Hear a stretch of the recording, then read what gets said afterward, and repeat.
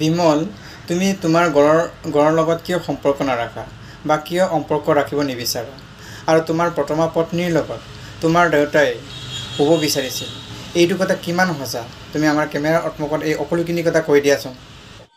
মই যিগৰাকী প্ৰথমা মোৰ পত্নী আছিলে, মোৰ যিগৰাকী, সেইগৰাকীৰ লগত মোৰ দেউতাই শুবলৈ চেষ্টা কৰিছিল। মই জানো মই চুমিক লৈ বা মোৰ মাইকীক লৈ মই কিয় বাহিৰত থাকিবলগীয়া হৈছিল। আজি মই আপোনালোকক মোৰ কিছুমান ব্যক্তিগত কথা ক'ম। যদিও গ্ৰহণযোগ্য যদিও নহয় বুলি মই এইটো কাৰণে কৈছোঁ, কাৰণ নিজৰ ব্যক্তিগত ইমান অন্তৰংগৰ কথাবিলাক কৈনো কি লাভ পাম। আৰু দুজনক সুবিধা দিয়াহে হ'ব যে মোক হাঁহিবলৈ। কিন্তু এতিয়া যিসকলে মোক হাঁহি আছে বা মোক ইমান মনত আঘাত পোৱাকৈ কিছুমান মেছেজ, কিছুমান কমেণ্ট, কিছুমান মোৰ ওপৰত এতিয়া যিসকলে মানে মোৰ ওপৰত জঁপিয়াই পৰিছে, মোক ট্ৰল কৰি আছে।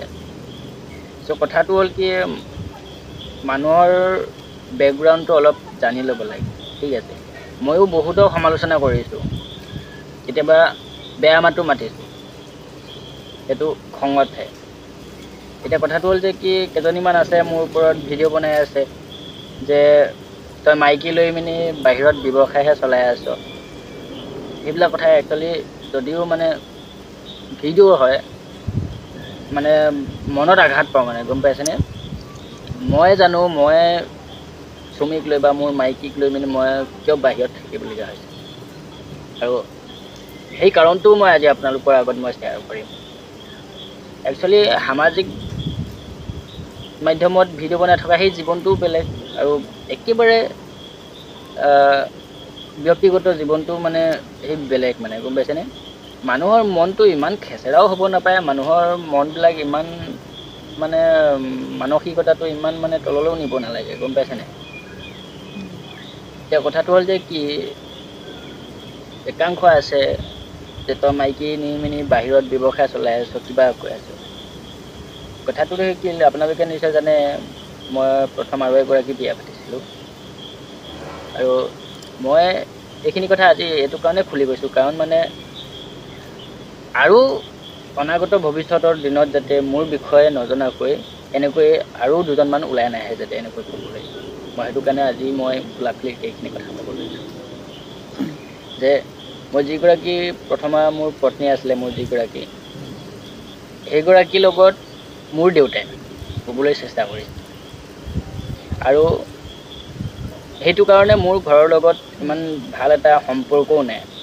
আৰু যিগৰাকী এতিয়া মোৰ মাহীমা, আমি আগতে যেতিয়া স্কুল গৈছিলোঁ সৰুতে, তেতিয়া মানে নিজৰ পুতেকলে চব্জি বনাই থৈ দিয়ে, আৰু আমাৰ দাদালে আৰু মোলৈ কিন্তু নথয়। কিন্তু দালি আনিব, কলগছৰ এই পটুৱাখিলা কাটি তাৰ মাজত ভৰাই লুকুৱাই থৈ দিব।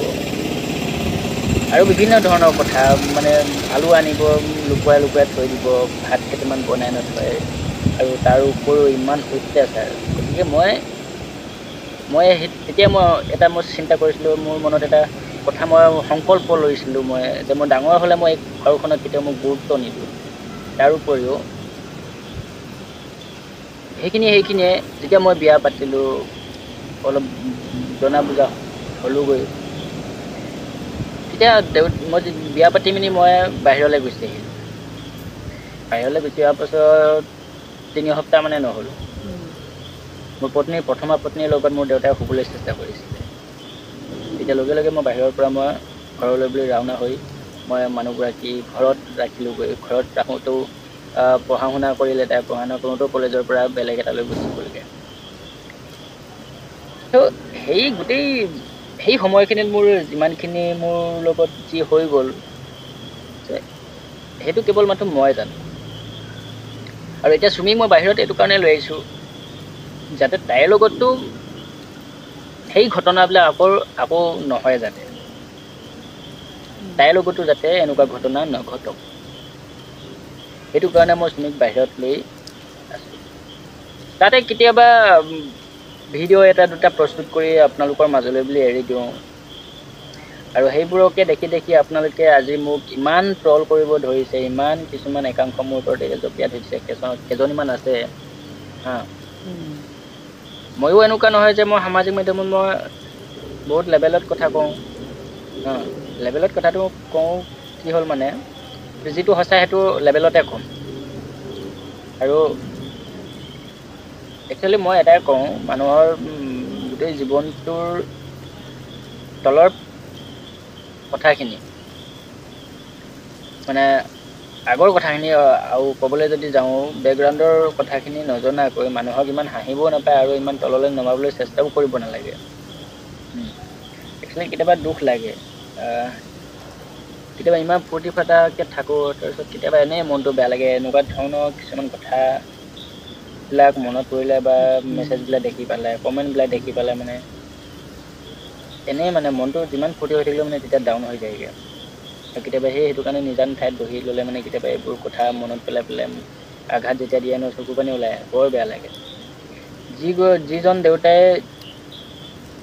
নিজৰ বোৱাৰীয়েকৰ লগত বোৱাৰীগৰাকীৰ লগত হ'বলৈ চেষ্টা কৰা সেইজন দেউতাক মোৰ মাতিবলৈ যদিও লাজ লাগে সেইবিলাক কথা পাহৰি গৈছিলোঁ আৰু এতিয়া এইগৰাকীকো এটা সাধাৰণ ভুলৰ বাবে হালোৱাই এচাৰি লৈ বাথৰুমত পিটিবলৈ গৈছিল গতিকে সেইখন ঘৰত মই কেনেকৈ থৈ আহিম কওকচোন আপোনালোকে সেইখন ঘৰত মই কেনেকৈ থৈ আহিম চুমিক আৰু ঘৰ একেবাৰে মানে গৰু গোহালিৰ দৰে এখন ঘৰত মোৰ থাকিবলৈ লাজ লাগে মই কেৰেলাত থাকি বহুত সম্পত্তিৰ বুলি ক'ব লাগিব যিখন ঘৰত 10-15 বছৰে মাটিত শুৱাই আছিলে আমাকো আৰু নিজেও শুই আছিলে টকা পইচা উলিয়াই থাকে কিন্তু বিচনা এখন আনিবলৈ নহয় মই যেতিয়া কেৰেলাত আহিছিলোঁ তেতিয়া বিচনা লৈ দিছোঁ সিহঁতক 10-12 হাজাৰ টকীয়া মই বিচনা দুখন লৈ দিছোঁ সেইকেইখনো কেতিয়াবা খং উঠিলে মানে কোঠা মাৰি ভাঙি পেলালে এতিয়া গতিকে সেইখন ঘৰৰ লগত মই কেতিয়াবা ভিডিঅ'ৰ মাজতে মই সেইটো কাৰণেও কওঁ যে মোৰ ঘৰৰ লগত ইমান ভাল সম্পৰ্ক নাই আৰু আপোনালোকে এটা কথা ভাবি চাওক ডাঙৰ সকল বাৰু যি কি নহওক কিন্তু সেই নাতি পোৱালিটো যিমান যি হওক নাতি পোৱালি মাহীমা ফালৰ পৰা যদিও নাতি পোৱালি নহয় বুলি কৈছোঁ মই কাৰণ মৰম নকৰে দেউতাই কিন্তু এই নাতি পোৱালিটোলৈ আজিলৈ এটা ফোন কৰা নাই কিন্তু আজি এবছৰ হ'বলৈ হ'ল ল'ৰাটো যে কি কৰিছে ক'ত আছে সেইটো খবৰ আজিলৈকে লোৱা নাই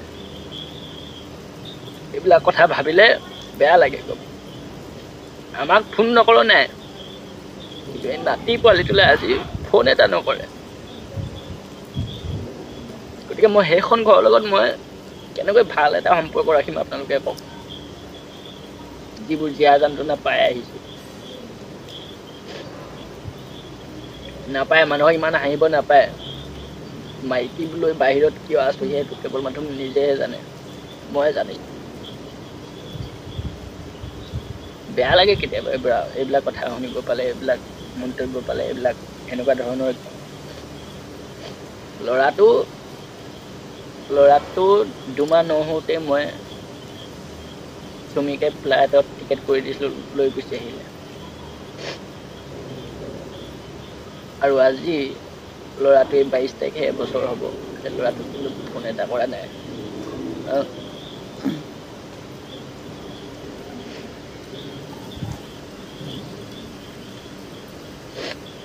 আৰু বহুত কথা যেতিয়া ছেকেণ্ড হেণ্ডকৈ জিঅ' স্কুটি এখন লৈছিলে সেই স্কুটিখন বহুত বেয়া আছিলে কেৱল মাত্ৰ এটা আমাৰ দেউতাৰ হাবিয়াস আছিলে যে স্কুটিখন ল'লে ময়ো বিৰাট হেঁপাহতে মই এপাক চলাই আহোঁতে চাইলেঞ্চাৰ পাইপডাল ঢেকেচনিত ছিঙি থাকিলে হয়তো চাগে অকণমান ভগা আছিলে চাগে সেইটো কাৰণে ছিঙি থাকিলে আৰু ৰাতি মোক শুব নিদিলে মই ৰাতি টোপনি যাওঁতে মোৰ হালোৱাই এচাৰিয়ে কোবাই মোক খেদি দিলে ঘৰৰ পৰা মই তেতিয়া এই মৰণা মাৰি থৈ যাম খেৰে কিনা আৰু সেই খেৰখিনিৰ ভিতৰতে মই শুই থাকিম তেতিয়া আছিলে ঠাণ্ডা দিন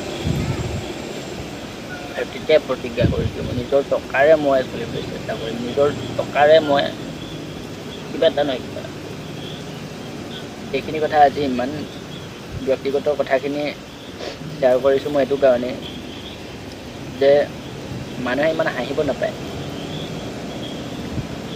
যিবিলাক ঘটনা নিজৰ লগত যেতিয়ালৈকে নঘটিব বা কোনোবা ঠাই এখিনিত পস্তাই নাযাব তেতিয়া কিন্তু নিজৰ গাটো কেতিয়াও নিবিষায়, গম পাইছে, নিজে কেতিয়াও গম নাপায়।